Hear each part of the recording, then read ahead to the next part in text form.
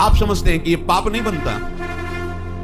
आप जिन क्रियाओं से अपने ब्रह्मचर्य का नाश करते हैं उसी ब्रह्मचर्य से संतान उत्पन्न होती है। तो उसमें परमाणु है ना, वही जीवाणु है ना, जो आप बहुत ही बुरी तरह से उसका नाश कर रहे हैं, तो आप पापाचरण कर रहे हैं। आप ऐसा न समझे कि आपके द्वारा एक क्रिया हो रही तो केवल शरीर की ही हानि हो रही, आपका सर्वस्व नाश हो रहा है, अंतःकरण मलिन हो रहा है, गलत संस्कार पुष्ट हो रहे हैं और पाप का ढेर जमा हो रहा है। ऐसा मत समझो, ये सब व्यर्थ की बातें हैं।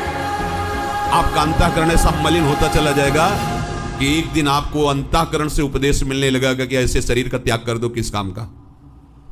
ये हम उपासकों के मुख से सुनी हुई बात कहते हैं कि अब तो बस ऐसा लगता है कि आत्महत्या कर लें।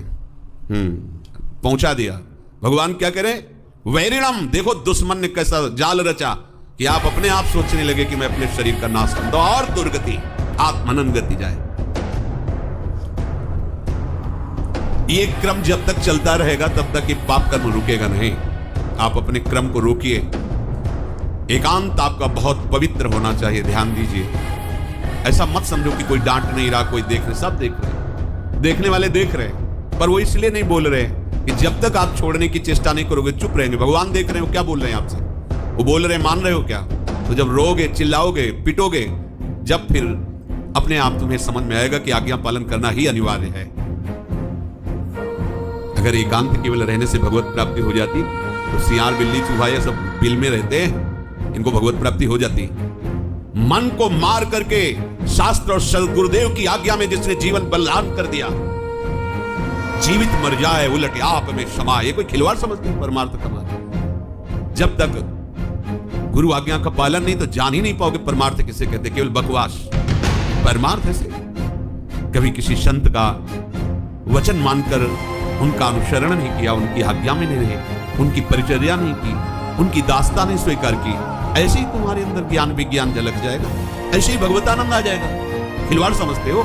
केवल उघार और नंगे रहने से, वस्त्र न पहनने से अगर भगवत प्राप्ति होती तो सृष्टि में कितने ऐसे जीव हैं जिनके लिए कोई वस्त्र का विधान नहीं है, ऐसे जीते हैं। पानी पीने से केवल भगवत प्राप्ति, कितने जीव पानी पी के रहते हैं। फल खाने से कितने जीव फल खाते हैं, कितने जीव मिट्टी खा के रहते हैं, वायु पी के रहते हैं। कितने जीव ऐसे हैं जो जीवन में कभी संभोग नहीं कर पाते, क्या उनको भगवत प्राप्ति हो जाती है? समझना होगा। सोचो, रक्त की आखिरी परिणति वो है वीर, और आप क्या कर रहे हैं? रोज कई बार आपका परिणाम क्या होगा?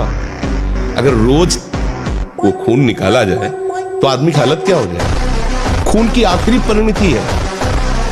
अन्न रस जो हमने पाया उसकी परिणति धीरे धीरे परिवर्तित होते हुए रस, मांस, मज्जा, रक्त, इनमें वो आखिरी सप्तम धातु है वीर, और उसके साथ ऐसा खिलवाड़, कैसा जीवन होगा आपका? अपने हाथ के द्वारा कोई क्रिया या किसी कुसंग के द्वारा कोई क्रिया ना हो, और स्वाभाविक ऐसे तो जैसे दाल में उफान निकल जाता है, ऐसे वो वीर्य का उफान होता है, ना कि वो ब्रह्मचर्य नष्ट माना जाता है। अगर कोई क्रिया के द्वारा नष्ट कर रहे हो तब तो फिर आपको रोकना ही होगा। अपने हाथ से अगर ब्रह्मचर्य नष्ट किया जाए तो फिर अभ्यास बन जाता है, फिर वो अभ्यास कसम खाने पे भी नहीं छूटता। यदि ऐसी कोई गंदी बात है तो उसे छोड़ना ही आपको पड़ेगा। उसके लिए कोई जादू तमाशा तो आता नहीं, आपको नियम लेना पड़ेगा। कुछ समय तक व्यवहार करके देखिए ब्रह्मचर्य का, कि आपको खुद पता चलेगा कि कितना आनंद प्रदान करता है ब्रह्मचर्य। जो ब्रह्मचर्य रहता है उसे शरीर बल, मनोबल, बुद्धि बल, वचन बल, ये सब जागृत हो जाता है। वचन बल जो बोला वही लागू हो गया, जबरदस्ती आपको मानना पड़ेगा। और मनोबल जो संकल्प किया अंदर वही बाहर क्रिया प्रारंभ हो गई, वही दिखाई देने लगे। देह बल, रात दिन मेहनत करो फिर भी थकान नहीं। हमारा मन हमको जब जलाएगा तो हमें उसे सहना होगा। हमें उसको शांत करने के लिए कोई विषय सेवन, विषय क्रिया, विषय संग नहीं करना है। बस आप निहाल हो जाओगे। ये तीन बातें एक तरफ और एक बात एक तरफ, हर समय नाम चलाते रहो। अपना कल्याण करो पहले तो जग का कल्याण स्वयं होगा। ये मार्ग पैरों से नहीं चला जाता, मन से चला जाता। ये दो ग्राह बड़े बड़े मुंह फैलाए सबको पकड़ चुके हैं, एक अहंकार और एक ममता। ये बड़े भारी भव समुद्र के मगरमच्छ है, तुम्हारे से सारे झूठे कार्य करवाएंगे। तुम जब इन दो ग्राह के मुख में फंसे रहोगे तो जान ही नहीं पाओगे सत्य किसे कहते हैं। तो इस अहंकार ममता रूपी ग्राह से अपने को छुटाने का शीघ्र उपाय उपाय करो, इस संसार समुद्र से ये पार नहीं होने देंगे, तुम्हें लील जाएंगे। बहुत ध्यान से सुनो ना। अपने इंद्रिय मन को किसी भी उत्सव का निमित्त बनाकर, किसी आनंद में प्रफुल्लित होकर कभी किसी विषय को स्वीकार न कर। हर भोग माया का ऐसा दलदल है, जो इसमें एक बार चखने के लिए कूदा वो धंसता चला गया। जब कोई भगवान के मार्ग में चलता है तो ये 3 खाइयां होती जहाँ उसको माया गिराती है। पहली खाई है कंचन, वित्त तृष्णा, रुपया पैसा का संग्रह। फिर इसके बाद है कामिनी। कामिनी का तात्पर्य हर इंद्रिय संयोग से है और विशेषतर जनेंद्रिय के संयोग। फिर तीसरा है कीर्ति। इनमें ऐसे सुखों का आकर्षण ब्रह्मा जी ने रखा है कि ऐसा लगता है तो भगवान तो मिल ही जाएंगे। देख लेते हैं, ये घाटियां वही नहीं पार कर पाता जो भगवत प्राप्त महापुरुषों का आश्रय नहीं लिया।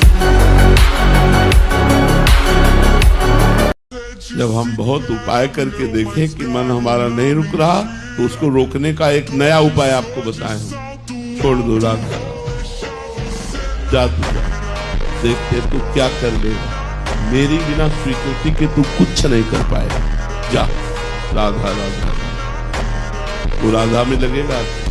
तुम्हारी खोपड़ी में बैठ के तुम्हारे हाथ से तुमको जहर खवा देगा, तुम्हारे हाथ से तुमको पंखे में लटका देगा, तुम्हारे हाथ से गोली शूट करवा देगा। कर्म बलवान है, इसलिए ऐसा ना मानना चाहिए कि बाद में देखा जाएगा। देखने लायक नहीं रहोगे, ऐसा दंड आता देखने लायक नहीं। सच्ची कहते हैं, पाप से डरो, वो जब फलीभूत होता है ना तो अच्छे अच्छों के। युद्ध कर, उठ, हारेगा मारा जाएगा तो स्वर्ग मिलेगा और जीतेगा तो भूमि का राज। कार्य में लग होगा वही प्यारे जो निश्चित हो चुका है। अब उस निश्चय को अगर कोई टाल सकता है, एक महान शक्ति है, राधा राधा राधा राधा राधा। देखो ना, जैसे हम नाम जप करते हैं, भगवत चिंतन की चेष्टा करते हैं तो बड़ी जोर से गंदगी आती है। ये सबका अनुभव है जो भजन करते हैं, बड़ी जोर से, जैसे कि दरिया में उफान आ गया हो।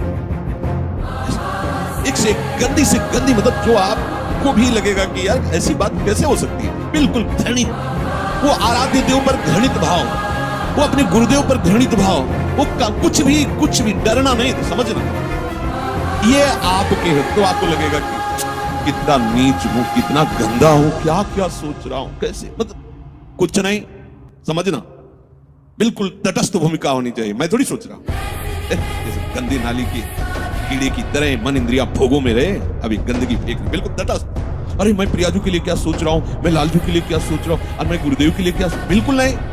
ये बेईमान लोग हैं, ये हमको भयभीत करेंगे, हमारी निष्ठा बिगाड़ेंगे, हमारा भाव बिगाड़ेंगे, बिल्कुल नहीं मानना। ये हम बहुत खूब अनुभूत सोची समझी बात कह रहे, खूब साधकों से मिली हुई बात। ये अपने आराध्य देव पर ही गलत भाव कर लेगा, ये अपने गुरुदेव पर भी गलत भाव कर लेगा। आपको डरना नहीं है, ये किसी भी तरह से आपको हटाना चाहता है। जहां आप भगवत चिंतन में लगे, आप भगवत चिंतन आपके हृदय में आए हुए या बसे हुए या पुराने संस्कार सब मिटाएगा। बिल्कुल आपको चिंता नहीं करनी, चलने दो नाम कीर्तन, नाम जप, मंत्र जप, वाणी चिंतन, चलने दो सेवा।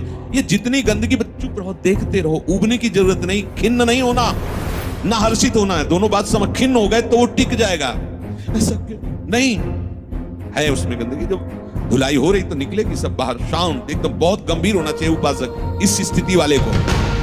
कुछ नहीं, कोई नहीं बिगाड़ सकता, बस आप झुकना नहीं। इस पे बाहर की बात नहीं कह रहे, यहां की बात।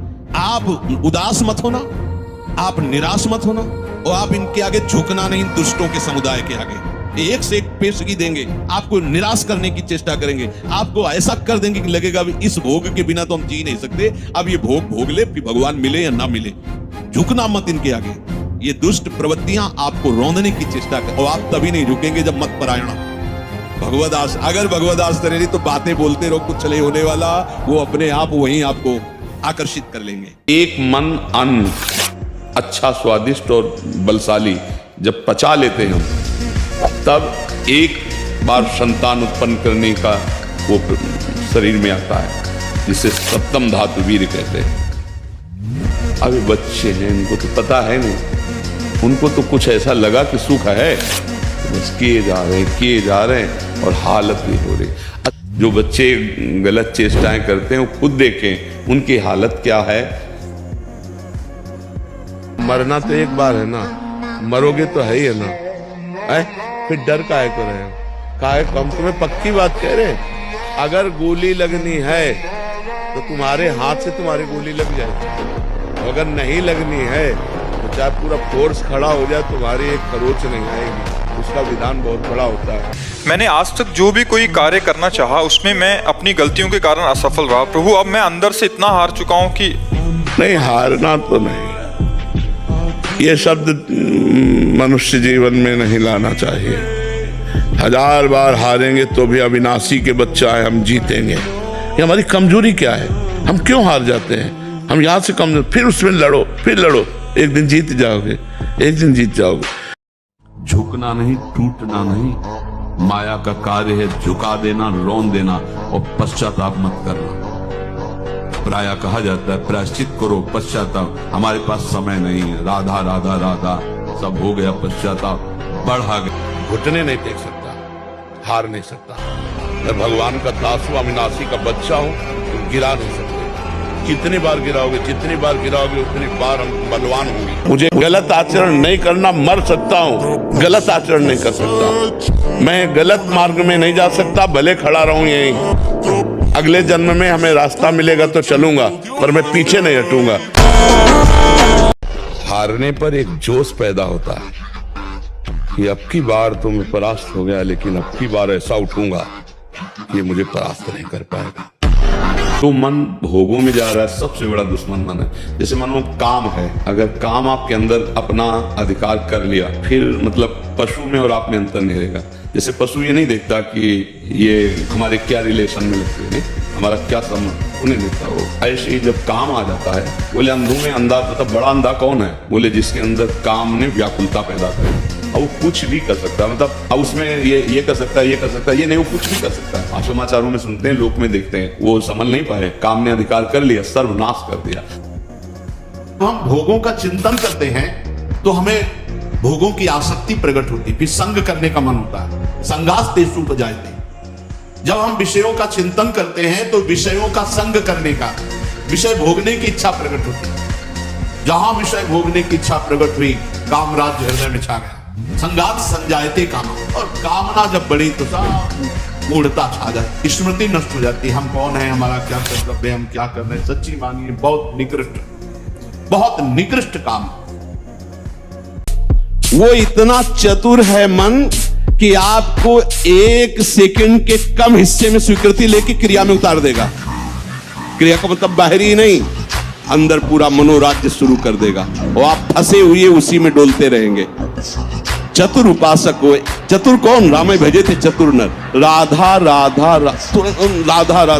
क्योंकि जब आप मनोराज्य में विचरण करने लगेंगे तो नाम छूट जाएगा। नाम छूटा मतलब हानि हो गई। पकड़ो, तुरंत पकड़ो। यही हमारा साथी, यही हमारा मित्र, यही हमारा बल है नाम, जो हमें इस मन की दुर्वासना द्वारा घसीटने पर भी नहीं घसीट पाएगा। हमें कोई गाली दे रहा है, हम सह जाएंगे, चोट पहुंचाने का तात्पर्य का भाव से, लेकिन कोई हमारे धर्म पर, फिर हम नहीं। तुम इंद्रियों को संयम में रखना, बड़े से बड़े क्लेश को सह जाना, उस समय विचलित होकर कोई उसके अनुसार कार्य मत कर देना, तो तुम देखना तुम्हें ऐसी संपत्ति मिलेगी जिसको तुम सोच भी नहीं सकते। हम लोग बाहरी संपत्ति को संपत्ति समझते हैं। कितना आनंद होता है जब कोई गाली देता, अपमान करता है, आपका हृदय शांत रहता है, तो आपको खुद लगेगा कि कितनी कृपा है हमारे ऊपर प्रभु की। हमें प्रभु ने कैसी सामर्थ्य दी है, उनकी कृपा से हृदय शीतल हो रहा है। आज से हम नियम लेते हैं कि जितना बन सकेगा हम दूसरों को सुख देंगे। अगर कोई हमें कष्ट देगा तो जहां तक भगवान सामर्थ्य दिए मैं सहूंगा। अगर भगवत धर्म के विरुद्ध होगा तो भी भगवान जैसा आदेश करेंगे वैसा करूंगा। अगर वहां आवश्यकता पड़ी तो अपने प्राण समर्पित कर दूंगा, धर्म की रक्षा करूंगा।